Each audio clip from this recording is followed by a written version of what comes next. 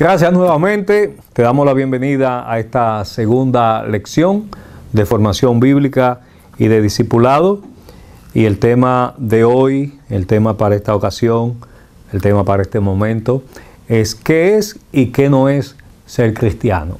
¿Qué es y qué no es ser un hijo de Dios? Y tenemos que ir a los principios, y el libro de los principios es Génesis, y en el capítulo 1 del libro de Génesis, en el versículo 26, dice: y dijo Dios, hagamos al ser humano a nuestra imagen y semejanza, que tenga dominio sobre los peces del mar y sobre las aves del cielo, sobre los animales domésticos, sobre los animales salvajes y sobre todos los reptiles y que se arrastran por el suelo. Y creó Dios al ser humano a su imagen, a imagen de Dios, hombre y mujer los creó. Después que Dios había creado todas las cosas y vio que todo era bueno, creó al hombre a su imagen y semejanza. Y le dio entonces autoridad sobre todo lo creado. Lo mandó a que sojuzgara, dominara la tierra, a fructificar y a multiplicarse. Y vio todo lo que había hecho, y aquí que era bueno, y bueno en gran manera. Eso lo dice Génesis 1:31. Dios dio al hombre un mandamiento. Génesis 2, 16 y 17. Génesis 2, 16 y 17 le dice al hombre: puedes comer de todos los árboles del jardín, pero del árbol del conocimiento del bien y del mal no deberás comer. El día que de él comas, ciertamente morirás. El hombre disfrutaba de la creación de Dios y de la presencia de Dios, de la comunión con Dios. Dice la Biblia que Dios se paseaba en el huerto. Sin embargo, se introduce lamentablemente lo que es la enseñanza de la caída del hombre. Génesis capítulo 3 nos habla de ese evento, de ese episodio. Dice que la serpiente, capítulo 3 de Génesis, estamos allí. La serpiente era más astuta que todos los animales del campo que Dios el Señor había hecho. Así que le preguntó a la mujer: ¿es verdad que Dios le dijo que no comieran de ningún árbol del jardín? La mujer responde: podemos comer del fruto de todos los árboles, pero en cuanto al fruto del árbol que está en medio del jardín, Dios nos ha dicho: no coman de ese árbol, ni lo toquen, de lo contrario, morirán. Pero la serpiente le dijo a la mujer: no es cierto, no van a morir. Dios sabe muy bien que cuando coman de ese árbol, se les abrirá los ojos y llegarán a ser como Dios, conocedores del bien y del mal. A consecuencia de la desobediencia de la mujer, y posteriormente ella incita al hombre, a Adán, también a comer del árbol de la ciencia del bien y del mal, y Adán come. Mucho ojo, señores, no, este árbol y este fruto no lo podemos tomar del todo literalmente. Esto aparece así para que el más sencillo, el más básico, hasta un niño pueda entenderlo. Y hay quienes hasta ponen una manzana, como que la manzana fue el árbol. Dice: y Adán mordió la manzana porque Eva se la dio. La Biblia no dice que fue una manzana, la Biblia habla de un fruto. La palabra manzana en latín es malum, y de ahí a su semejanza es que se le ha adjudicado a la manzana el que fue el fruto que nuestros primeros padres tomaron, por el significado y el parecido de la palabra en latín malum a malo. Pero nada tiene que ver la manzana con el pecado original. Todo por el contrario.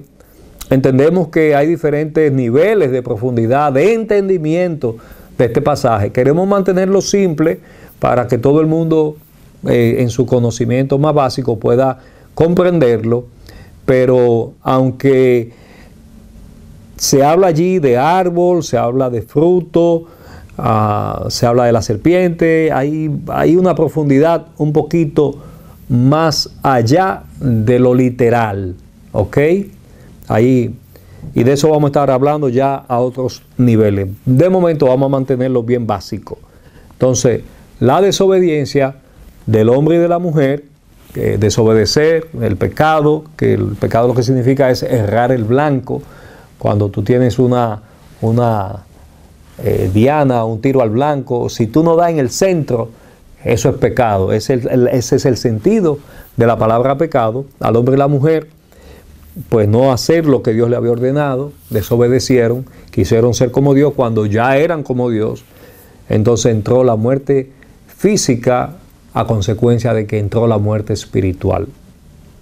Dicho sea de paso, cuando se habla de muerte se está hablando de separación. Cada vez que hay muerte hay separación. Entonces cuando la serpiente le dice que no morirán, sino que bien sabe Dios que el día que ellos coman van a ser como Dios, conociendo el bien y el mal. Eso era verdad, mi gente. Eso era verdad.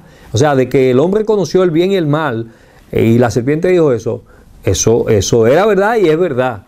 Lo que hizo la serpiente, figura de Satanás, del diablo, del malo, del engañador, fue que le mezcló verdad con mentira. Le dijo que no morirían y sí morirían. Pero de que iban a conocer el bien y el mal a causa de probar, consumir el fruto del árbol de la ciencia del bien y del mal, eso es cierto. Y lo típico es que Satanás mezcla verdad con mentira. Eso es lo típico. Entonces, también es bueno que tú entiendas que el árbol, la figura del árbol y la figura del fruto es una sola cosa. En el fruto había bien y había mal, porque era árbol de la ciencia del bien y del mal. No era que el árbol de un lado daba frutos que eran para conocer bien y tenía otro fruto que era para conocer el mal. No, era que el fruto tenía el potencial de activarte el conocimiento de ambas cosas, del bien y del mal. Adán no sabía lo que era bueno, ni tampoco sabía lo que era malo antes de pecar. Adán y Eva vivían en una condición que se llama de inocencia. Ellos no sabían, para ellos todo estaba chévere porque estaban sometidos a Dios. No tenían diferenciación entre el bien y el mal. Eso viene como producto de consumir el fruto del árbol de la ciencia del bien y del mal. A consecuencia de eso, lo primero que pasa en el hombre es que muere espiritualmente. ¿Por qué? Hay una separación con Dios. Adán comenzó a esconderse. ¿Por qué? Porque ya su espíritu se había desconectado de la comunión con su Creador. Y entonces cuando Dios entra en el huerto y dice, ¿dónde estás, Adán? Dice, oí tu voz y me escondí. ¿Por qué? Ya dentro de Adán ya se operó la muerte, la separación de esa comunión perfecta que tenía con su Creador. Y a consecuencia de eso, el hombre pierde su comunión con Dios. Eso es lo que es verdadera muerte. El hombre se contaminó, se manchó, y Dios no puede tener comunión con el pecado porque Él es santo. Entonces Dios lo echa fuera del huerto, del Edén. Edén significa delicia. Y las leyes de Dios habían sido violadas y su justicia demandaba castigo al culpable. Juicio venía entonces sobre el hombre quedó en un estado caído, incapaz de restablecer su relación con Dios por sí mismo. Su naturaleza cambió, conoció el mal, conoció también el bien, y ahora su tendencia es hacia el mal. Esta naturaleza caída, pecadora, pasó a toda la raza humana. Por eso dice Pablo cuando escribe a los romanos, por cuanto todos pecaron y están destituidos de la gloria de Dios. Somos pecadores porque pecamos y pecamos porque somos pecadores. El pecado es un poder esclavizante que mora en nosotros, pero por medio de Jesucristo y del Espíritu Santo, ese poder puede quedar neutralizado. Y así como sucedió con Adán y Eva, entonces el pecado trae sus consecuencias en nuestras vidas, trae muerte, trae separación, no hay relación con Dios, Dios es un Dios lejano, hay un sentido de condenación y, como dice Gálatas 3:22, la ira de Dios está sobre el mundo. Y hay una incapacidad en el ser humano de salir por sí mismo de ese estado. Sin embargo, Dios da una promesa de redención, y en el capítulo 3, versículo 15, Dios dice a la mujer, pondré enemistad entre tú, le dice a la serpiente, pondré enemistad entre tú y la mujer, entre tu simiente y la de ella, su simiente te aplastará la cabeza porque tú le morderás el talón. Otra versión dice el calcañar. Y a la mujer Dios le dice, multiplicaré tus dolores en el parto y darás a luz a tus hijos con dolor, desearás a tu marido y él te dominará. Al hombre le dice, por cuanto le hiciste caso a tu mujer y comiste del árbol que te prohibí comer, maldita será la tierra por tu culpa. Con penosos trabajos comerás de ella todos los días de tu vida. La tierra te producirá cardos y espinas y comerás hierba silvestre, te ganarás el pan con el sudor de tu frente, hasta que vuelvas a la misma tierra de la cual fuiste sacado, porque polvo eres y al polvo volverás. Entonces, aquí habla, esta es la primera profecía mesiánica, aquí es donde por primera vez se habla de redención y se habla que de la simiente de la mujer, es decir, eventualmente una mujer iba a parir el Redentor de la humanidad. Este es el Mesías, el Cristo prometido, que más adelante vemos en la figura de Jesús. Por eso la Biblia nos habla de que Jesús vino, Juan 1.29, el Evangelio de Juan, capítulo 1, versículo 29, a quitar el pecado del mundo. Este es el Cordero de Dios que quita el pecado del mundo. Juan 3.16, Jesús viene a dar vida eterna para que todo aquel que en él cree no se pierda, mas tenga vida eterna. También 2 Corintios 5.18 nos habla de que él vino a reconciliar al hombre con Dios. Jesús también vino a deshacer las obras del diablo, a libertar a los cautivos. También vino a darnos vida abundante.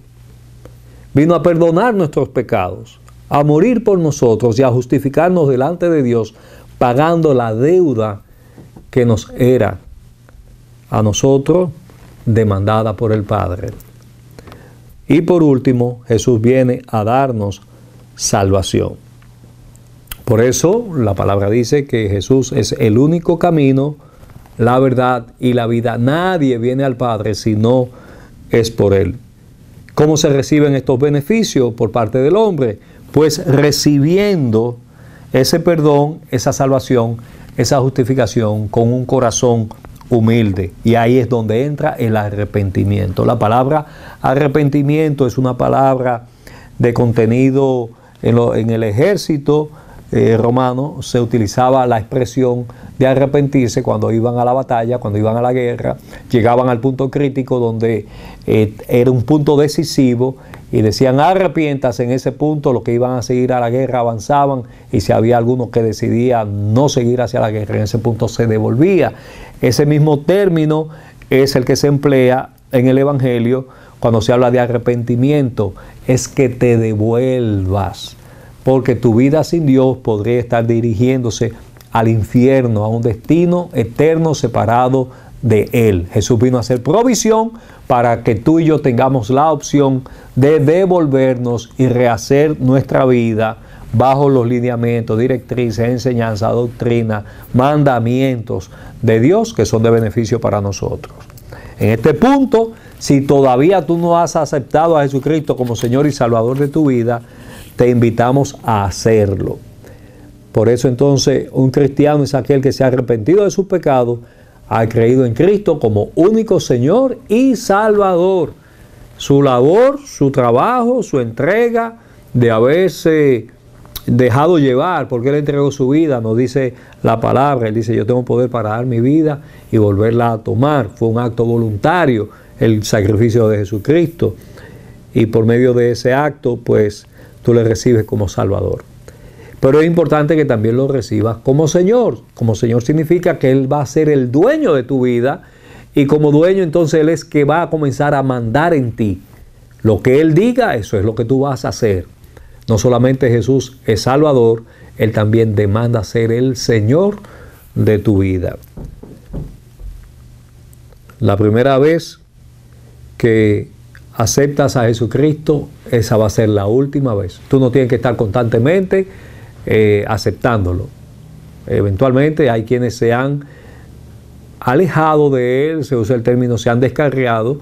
Entonces lo que cabe es reconciliarse, pero no tienes que volverlo a aceptar. Así como tú naciste una sola vez de tu mamá, de tu madre, así también se nace una sola vez de Dios. Por eso Jesús le dijo a Nicodemo, tienes que nacer del agua y del Espíritu.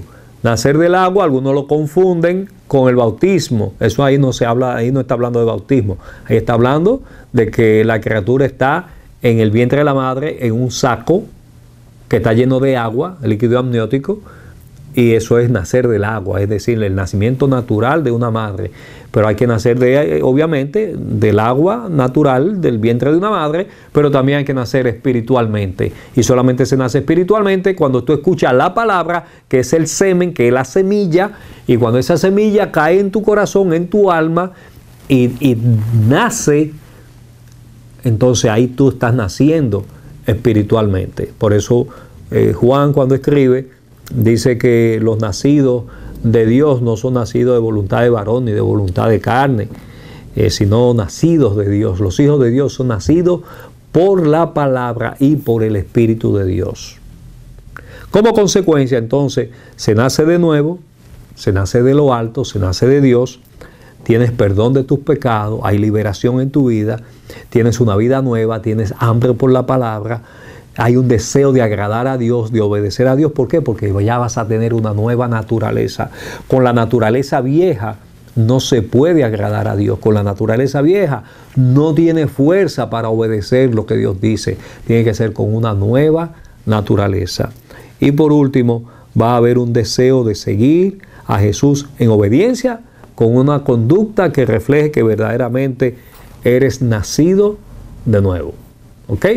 Así que hasta aquí esta lección de lo que significa ser un hijo de Dios, una hija de Dios. Utilizamos para que la gente entienda que somos cristianos porque seguimos a Cristo. Sin embargo, en los orígenes el calificativo de cristiano era hasta peyorativo, era de forma burlona que lo utilizaban la gente. Nunca los cristianos se autodenominaron cristianos, a ellos le llamaron cristianos. Fueron conocidos como la gente del camino, discípulos de Jesús. Pero en este punto, para que podamos mantener el lenguaje y la gente nos entienda, eso es lo que significa ser un cristiano, ser un hijo de Dios que verdaderamente ha nacido por medio de la palabra y del Espíritu. Oramos para que recibas a Jesús si no lo has hecho, y si ya lo has recibido como Señor y Salvador de tu vida, pues para que te afirmes. Padre, gracias por este estudio, gracias por esta palabra. Pedimos que este amigo, esta amiga, este hermano, esta hermana, si es una persona que todavía no te ha recibido, pueda hacerlo en este momento. Repite conmigo: Señor Jesús, abro mi corazón y te recibo como Señor y como mi Salvador. Escribe mi nombre en el libro de la vida y hazme vivir para ti. En tu nombre te lo pido. Amén. Te damos la bienvenida a la familia de la fe, te damos la bienvenida al remanente escogido. Eres parte ahora de esta familia global de hombres, de mujeres, de jóvenes, de niños transformados por el poder de la palabra y del Espíritu de Dios. Déjanos tu comentario, si tienes alguna pregunta, escríbela. Queremos que esto sea algo dinámico, no estático. Compártelo con alguien, háblale a alguien de lo que Dios ha hecho en tu vida, riega la voz y vamos a conquistar esta generación con la presencia de Dios. Dios te bendiga rica y abundantemente.